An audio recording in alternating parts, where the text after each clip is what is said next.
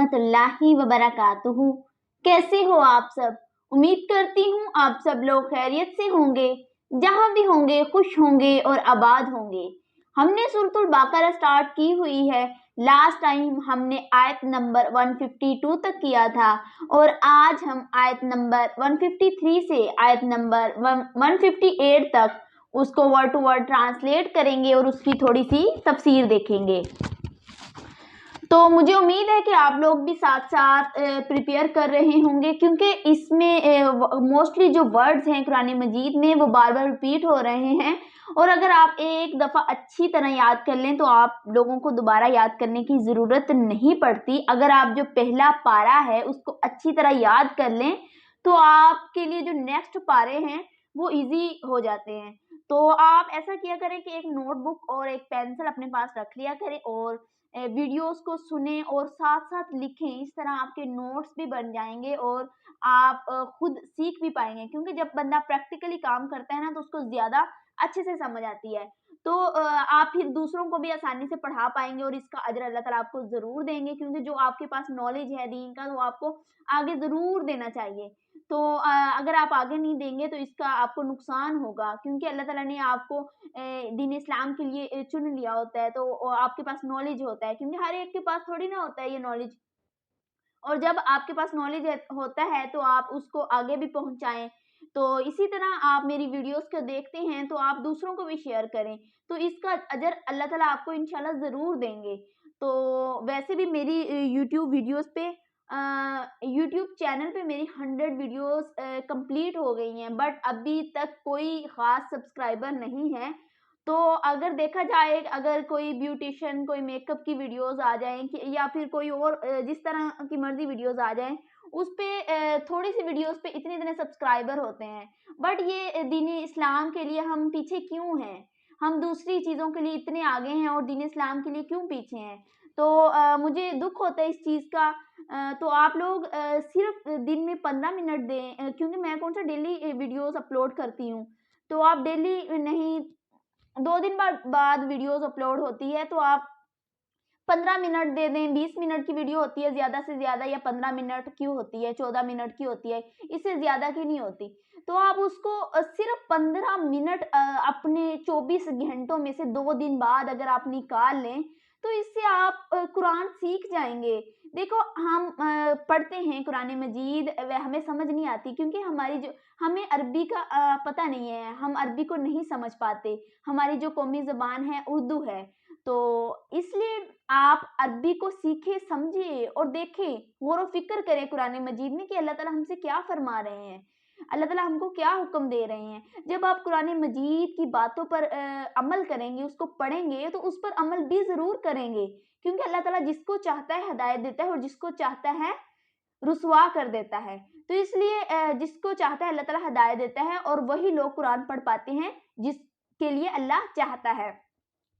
तो आप 2 दिन बाद अगर 15 मिनट निकाल लें और उसको साथ-साथ लिखें और तैयार करें, तो इससे आप क्या कहते हैं, आपको इल्म भी आ जाएगा, दीन इस्लाम का, कुरान मजीद का इल्म आ जाएगा और आपको पता भी चलेगा कि अल्लाह ताला हमसे कुरान मजीद में क्या फरमा रहे हैं। और आप इस तरह आप उस पर अमल भी करेंगी, और जब अमल करेंगी तो आप दूसरों को भी बताएँगी और इसका अजर भी अल्लाह ताला आपको ज़रूर देंगे। अगर आप कुरान मजीद पर अमल करेंगी तो अल्लाह ताला आपकी दुनिया भी संवार देगा और आखिरत भी संवार देगा। बेशक आजकल वही दौर है कि हम दुनिया के पीछे भागे हुए हैं बहुत ज़्यादा, मैं भी इसी में शामिल हूँ, लेकिन हमें अपनी आखिरत के लिए भी कुछ करना चाहिए, क्योंकि वो ये दौर ही ऐसा है। अगर हम अपनी आखिरत को भी संवारेंगे, अपनी आखिरत के लिए भी फ़िक्रमंद होंगे दुनिया के साथ-साथ, तो अल्लाह ताला हमें दोनों जहाँ की कामयाबी अता फरमाएँगे। तो इसलिए दुनिया के इल्म के साथ-साथ अपनी आखिरत का इल्म भी हासिल करें और अपनी आखिरत के लिए भी फ़िक्रमंद हो और उस के लिए कोशिश करो।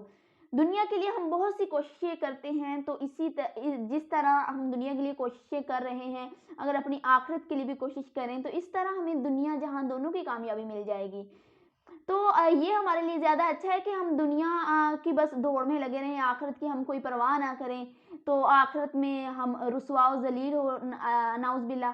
تو اس سے اچھا ہے کہ ہم دونوں جہاں کی کامیابی حاصل کریں۔ تو اللہ تعالیٰ بھی اس طرح ہمارا ساتھ دے گا، اور اللہ تعالیٰ سے اپنی باتیں شیئر کریں، اللہ تعالیٰ سے ہر بات کریں کہ یا اللہ یہ ہم سے نہیں ہوتا، آپ ہمیں کروا دیں، کیونکہ انسان تو بے بس ہے۔ اللہ تعالیٰ سے دعا کریں کہ یا اللہ ہم تو بے بس ہیں، ہم سے کچھ نہیں ہوتا، آپ کروا دیں، تو اللہ تعالیٰ آپ کا ساتھ دے گا، تو ضرور دے گا۔ تو اس سے بڑھ کر کوئی ہے کہ جو آپ کی مدد کر سکے؟ اللہ تعالیٰ سے بڑھ کر کوئی نہیں ہے جو آپ کی مدد کر سکے۔ اس لیے آپ کیا کہتے ہیں، قرآن مجید کو ضرور پڑھیں، اس میں غور و فکر کریں اور اس پر عمل کریں۔ اللہ تعالیٰ ہم سب کو عمل کرنے کی توفیق دے، آمین۔ نیکسٹ پھر اب ہم سٹارٹ کرتے ہیں۔ فرسٹ آف آل تو ہم یہ دیکھ لیتے ہیں کہ لاسٹ ٹائم ہم نے کیا پڑھا تھا۔ لاسٹ ٹائم جو پچھلی آیات جب سے ہم نے دوسرا پارہ سٹارٹ کیا ہے، اس میں جو کعبہ کی چینجنگ ہوئی تھی، جو بیت اللہ سے بیت المقدس اللہ تعالیٰ نے حکم دے دیا تھا کہ اس کی طرف رخ کر کے نماز پڑھو، تو جو بے وقوف لوگ تھے، جو یہودی تھے، منافقین تھے، مشرکین تھے، وہ مذاق کرتے تھے مسلمانوں سے کہ کس بات نے ان کو آمادہ کر دیا کہ انہوں نے اپنا قبلہ چینج کر لیا۔ تو بے شک اللہ تعالیٰ نے لوگوں کو آزمانا تھا کہ کن کے جو دل ہیں وہ مضبوط ہیں ایمان میں، اور کن کے کمزور ہیں، کیونکہ جن کے دل ایمان میں مضبوط ہوتے ہیں، اللہ تعالیٰ کی طرف سے جو بھی حکم آ جائے وہ اپنی خواہشات کی پرواہ نہیں کرتے، وہ بس اللہ تعالیٰ کا حکم مانتے ہیں۔ تو اس طرح یہ بھی ظاہر ہو گیا تھا کہ کون دین کے زیادہ قریب ہے، کن کے ایمان مضبوط ہے اور کن کے ایمان مضبوط نہیں ہیں۔ جو یہودی اور اسرائیل تھے نا، وہ آپ صلی اللہ علیہ وآلہ وسلم کو نہیں مانتے تھے، حالانکہ وہ آپ صلی اللہ علیہ وآلہ وسلم کو ایسے جانتے تھے جیسے کہ اپنے بیٹوں کو پہچانتے ہیں، کیونکہ ان کے پاس جو پہلے کتابیں آ چکی تھی ان میں آپ صلی اللہ علیہ وآلہ وسلم کا ذکر تھا، قرآن مجید کا ذکر تھا، تو پھر بھی وہ اپنی خواہشات کو اوپر رکھتے تھے اور وہ آپ صلی اللہ علیہ وآلہ وسلم پر ایمان نہیں لاتے تھے۔ اللہ تعالیٰ نے آپ صلی اللہ علیہ وآلہ وسلم کو حکم دیا کہ وہ آپ کے دین کی، آپ کے قبلے کی کبھی بھی پیروی نہیں کریں گے، اور نہ ہی آپ ان کے قبلے کی پیروی کریں گے، تو آپ ان کی پرواہ نہ کریں۔ تو نیکسٹ آج ہم سٹارٹ کرتے ہیں۔ اعوذ باللہ من الشیطان الرجیم، بسم اللہ الرحمن الرحیم۔ یا ایو، اے الذین، وہ لوگ جو آمن ایمان لائے، یا ایوہ الذین آمنو، اے ایمان والو، استعینوا، مدد طلب کرو، بالصبر، صبر سے، والصلاۃ، اور نماز سے، ان اللہ، بے شک اللہ، مع، ساتھ ہے، الصابرین، صبر کرنے والوں کے۔ اے ایمان والو تم صبر حاصل کرو، نماز، اے ایمان والو تم مدد حاصل کرو صبر اور نماز سے، بے شک اللہ صبر کرنے والوں کے ساتھ ہے۔ آیت میں یہ ہدایت ہے کہ انسان کی تمام ضروریات کو پورا کرنے اور تمام آفات اور تکلیف کو دور کرنے کا جو نسخہ ہے وہ دو طریقوں سے انہوں نے بتایا ہے، کہ ایک صبر اور دوسری جو ہے نماز۔ جو اس نسخے کے مطابق جو عمل کرے گا وہ ضرور اللہ تعالیٰ اس کے لیے آسانیاں پیدا کرے گا اور وہ ہر چیز میں کامیاب ہوگا۔ تو اس سے معلوم ہوا کہ یہ دو چیزیں ایسی ہیں کہ ان سے انسان کی ہر ضرورت میں مدد حاصل کی جا سکتی ہے۔ صبر کے جو اصلی معنی ہے کہ اپنے نفس کو روکنا اور اس پر قابو پانا۔ قرآن و سنت کی اصطلاح میں صبر کے 3 جز ہیں۔ سب سے پہلا کیا ہے؟ نفس کو حرام، اپنے نفس کو حرام اور ناجائز چیزوں سے روکنا، دوسرے عبادات کی پابندی پر مجبور کرنا، اور تیسرا یہ ہے کہ آفات پر، کوئی مصیبت آئے، کوئی پریشانی آئے انسان پر، اس پر صبر کرنا، یعنی جو مصیبت آ گئی اس کو اللہ تعالیٰ کی طرف سے سمجھنا اور اس کے ثواب کی امید رکھنا۔ مطلب کوئی بھی آپ کو پریشانی آ گئی ہے تو آپ فوراً سے اس کو دور تو نہیں نہ کر سکتے، اگر آپ گلہ کریں گے، شکوہ کریں گے تو اس سے وہ چیز دور تو نہیں ہو جائے گی نا، تو آپ اس پر صبر کریں اور اللہ سے مدد حاصل کریں تو آپ کی وہ چیز دور بھی ہو جائے گی اور اللہ تعالیٰ آپ کو اس کا ثواب بھی ضرور دیں گے۔ اور یہ تینوں جو ہیں صبر کے فرائض میں داخل ہیں۔ اور دوسرا جو جز ہے وہ نماز ہے، کہ نماز سے مدد حاصل کرو، کہ جو تمام انسانی ضروریات کو پورا کرنے اور تمام پریشانیوں اور آفتوں سے نجات دلانے میں اکثیر ہے نماز. نیکسٹ ولا اور نہ تقولو تم کہو, ولا تقولو اور نہ تم کہو لمن اس کے لیے یقتلو جو قتل کیے جاتے ہیں فی سبیل اللہ اللہ کی راہ میں امواتن مردہ بلکہ احشاء وہ زندہ ہے ولیکن لیکن لا تشعرون وہ شعور نہیں رکھتے. کیا بات ہو رہی ہے یہاں پہ کہ اور جو اللہ کی راہ میں مارے جائیں انہیں مردہ نہ کہو بلکہ وہ زندہ ہے لیکن تمہیں اس کا شعور نہیں. مطلب کہ جو اللہ کی راہ میں شہید ہو جائے انہیں مردہ کہنا جائز نہیں ہے. نیکسٹ وَلَنَبْلُوَنَّكُمْ اور ضرور ہم آزمائے گے تمہیں بِشَيْءٍ کسی چیز کے ساتھ من الخوف خوف سے والجوع بھوک سے والنقص اور نقصان سے من الاموال مالوں میں والانفس اور جانوں میں والثمرات اور پھلوں کی وبشر اور خوشخبری دو الصابرین صبر کرنے والوں کو. دیکھو اللہ تعالیٰ یہاں پہ فرما رہے ہیں کہ ہم ضرور تمہیں کچھ ڈر اور بھوک سے اور کچھ مالوں اور جانوں اور پھلوں کی کمی سے آزمائیں گے اور صبر کرنے والوں کو خوشخبری سنا دو. دیکھو اللہ تعالیٰ نے یہاں پہ فرمایا کہ میں تمہیں ضرور آزماؤں گا. جو اللہ تعالیٰ کے نیک بندے ہوتے ہیں نا اللہ تعالیٰ ان کو آزماتا ہے. تو اگر جو پورا اتر گیا اپنی آزمائش میں تو ان کو خوشخبری سنا دو. دیکھو اللہ تعالیٰ نے فرمایا کہ ان کو خوشخبری سنا دو. اللہ تعالیٰ آپ لوگوں کو ضرور آزماتا ہے بھوک کی کمی سے, مالوں کے نقصان سے, جانوروں کی کمی سے. اللہ تعالیٰ آپ لوگوں کو آزماتا ہے اولاد سے. اللہ تعالیٰ آپ کی آزمائش کرتا ہے اور جو اپنی آزمائش میں پورا اتر جائے تو اللہ تعالیٰ اس سے بہت خوش ہوتا ہے اور اس کے لیے بہت بڑا اجر ہے. کیونکہ ہمیں جو اگر کوئی نقصان ہو جائے کسی چیز میں تو فوراً سے اس کا سلوشن تو نہیں نہ نکلتا. ہم کیا کہتے ہیں اگر گلہ شکوہ کریں گے تو وہ گلہ شکوہ کرنے سے ایسا ہوتا ہے کہ ہمیں وہ نقصان ہمارا ہی ہوتا ہے اس میں, کہ گلہ شکوہ کرنے سے ایک تو ہم کیا کہتے ہیں فوراً سے وہ چیز حاصل نہیں ہوتی اور دوسرا یہ کہ اللہ تعالیٰ ہم سے ناراض ہو جاتے ہیں. اگر وہی ہم کر لیں کہ ہم صبر کر لیں اس چیز پر تو اس سے ہمیں فائدہ ہوگا کہ اللہ تعالیٰ ہم سے خوش ہوں گے اور ہماری جو پریشانی ہے وہ بھی سولو ہو جائے گی. کیونکہ اللہ کے بغیر تو کچھ بھی نہیں ہو سکتا. جب تک اللہ نہیں چاہیں گے ہماری پریشانی ختم ہو ہی نہیں سکتی. تو اس سے اچھا ہے کہ انسان صبر کر لے. نیکسٹ الذین اور وہ لوگ جو اذا جب اصابتہم پہنچتی ہے انہیں مصیبت کوئی مصیبت قالو کہتے ہیں ان بے شک ہم للہ اللہ کے لیے ہیں اور ان بے شک ہم راجعون الیہ اسی کی طرف راجعون لوٹنے والے ہیں. اور وہ لوگ جب ان پر کوئی مصیبت آتی ہے تو کہتے ہیں ہم اللہ ہی کے لیے ہیں اور ہم اسی کی طرف لوٹنے والے ہیں.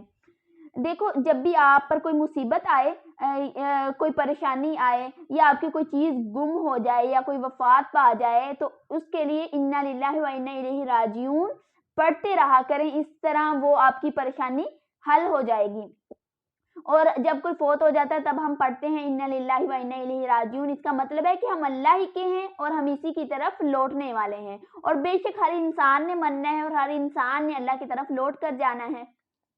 نیکسٹ اولئک یہی لوگ علیہم ان پر صلوات درود من ربہم ان کے رب کی طرف سے ورحمت اور رحمت ہے. واولئک اور یہ لوگ هم المہتدون ہدایت پائے ہوئے ہیں.